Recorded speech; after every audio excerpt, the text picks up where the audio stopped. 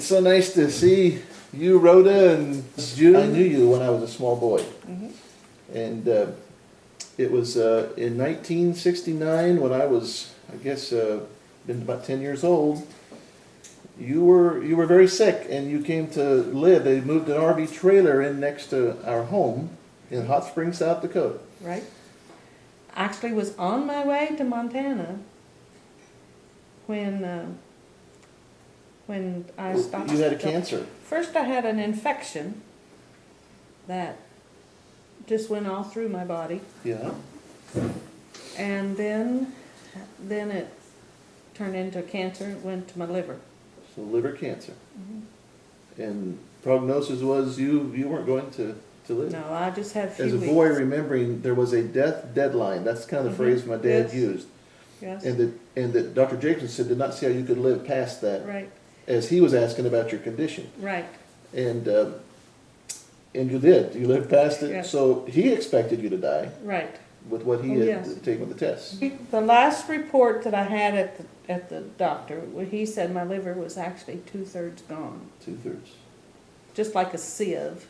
You know, it wasn't like I had a third of a liver and then, Right. no. It was just like a sieve and said it was 2/3. I told you Full of that hope. there'd come a time maybe that you could expect you truly could not live past that. Yeah, How did he said explain that? when my kidneys had held up, and he said when my kidneys failed, then that would be it. You'd have like just a few days. You'd been very sick, and then you moved up to Montana to be with She helped June. take care of me when I would get. She had when I moved was up there sick. to another school, another Indian missionary school. So you reached the point where the kidneys Failed. all the records, everything had showed your liver was eaten up, and you're up there and you're suffering along, self-medicating with the morphine, just waiting and to die. It was on a Sunday when you really expect that was your last day to be alive. Right. And because he'd even kind of told you there'd be a few days, but there'd be symptoms and you'd be slipping away. Right. She said, I'd like to go to church and be with God's saints one more time. One more time. And it was on a Sunday. That was on a Sunday. Took her in the morning, but she was too sick to stay. So you actually went to church on that Sunday morning, but you were too sick and had to be taken Took home. her right home, yes. And very sick through the afternoon, but wanted to try again that evening. In the afternoon, I knew I probably wouldn't live through the night. And so, but I was reading my Bible, and the Lord gave me that scripture. The Lord will preserve him and keep him alive, and he shall be blessed upon the earth. The Lord will strengthen him upon the bed of languishing, and thou wilt make all his bed in his sickness. The first thought I thought, well, you know, if the Lord's going to make my bed, you don't make a bed and stay in it, so I must be going to get well. So you took real hope that Sunday Yes. afternoon that he was going to heal you. Yes. Like suddenly, after all these, I you've didn't been know. prayed I didn't for. know if it'd be suddenly, but I knew I was going to get well. But you've been prayed for a number of times, I'm sure, I had. before that. Anointed with oil and prayed Right. for. But now you have this scripture, and as I recall, you said you were not only very sick, very weak, but you were very bloated with the liver. Oh yeah, And very huge. Very huge. So that afternoon, did you call June or someone else saying, I'd like to be taken back to the church again tonight? Well, of course, she always came to So see. she was there with you. So I told her I wanted to go to church So that you're in night. Montana, it's that Sunday, you tried to go to church in the morning, too weak, too sick.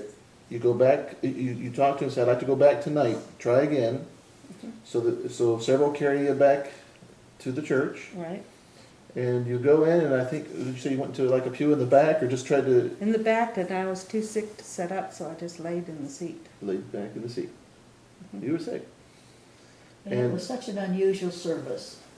The Spirit of the Lord came in such a wonderful way, and some of the Indian young people stood up to testify. Yes, And that put conviction on other students. yes, And they went to the altar to pray, and then the staff, we all went up and prayed with them. yes. And that happened 2 or 3 times. And the Spirit of the Lord was so strong. And when I came back, I think it was the 3rd time I came back, and so I helped her sit up, and she said, do they have any oil down here? So I went right to the school president, and I said, Rhoda wants to be anointed. So he called her to the front, and we helped her get to the front. And then you tap. So, She okay. knelt down at the front. Yeah, I just kind of laid over the altar. I couldn't really hold myself up, really, I just laid. And then he asked him to pray, and then when he put his hand on my head to anoint me. This was Pastor Pelton? Yes. Somebody that I know. Yes. Robert Pelton. Yeah. When he put his hand on my head to anoint me, I felt like the pain was just, I'd been in lots of pain, but the pain was just more than excruciating. Really, just unbearable. Almost till I just almost asked him to quit praying. I couldn't stand it. Really. And then it just The quit. pain left. I didn't have any unusual feeling. I didn't have any tingling feeling. I didn't Just have no any, pain. I just quit hurting. And so you stood up this time. No, I didn't Did you have stand up. strength? I didn't No? stand up. I just looked up and I just started giggling. I just started laughing, and they just looked at me so astonished, and I just said, I don't hurt anywhere. And there was a man kneeling directly in front of me, and he looked at me like, Rhoda, this didn't take very long. This is almost unbelievable. Yeah. So I stopped and I bowed my head and I thought, my head doesn't hurt, my back doesn't hurt, I just went all through my body Where it had where been the hurting. pain had been. So, and I just looked up and I said, I just don't hurt You anywhere. knew Yeah, something I had just was giggling. I just knew I was well. That happened at 5 minutes to 11, February 1st, 1970. Almost exactly 41 years ago. And a month. And so when I called my mother, I woke her up and I said, Mother, the Lord healed me. I'm well. And she said, I'm dreaming. And I said, No, Mother. The Lord healed me. I'm well. I don't have any pain. And I realized that I wasn't swollen at all. And I was about to lose my skirt. So you had been holding your skirt. I'd been hurt unconsciously. After you had stood up and left the church. And now were you walking out on your own strength at that point? Oh, yes. You were? By myself. Nobody went with me. So the people had carried you down basically, but you were walking out on your own strength, holding your skirt because the swelling had gone down immediately. Right. Yeah, I was well. Wow. It was marvelous. Yeah. Yeah, Yeah, I was well. I ran everywhere I went. You were just enjoying the chance of I just moving ran with everywhere. energy.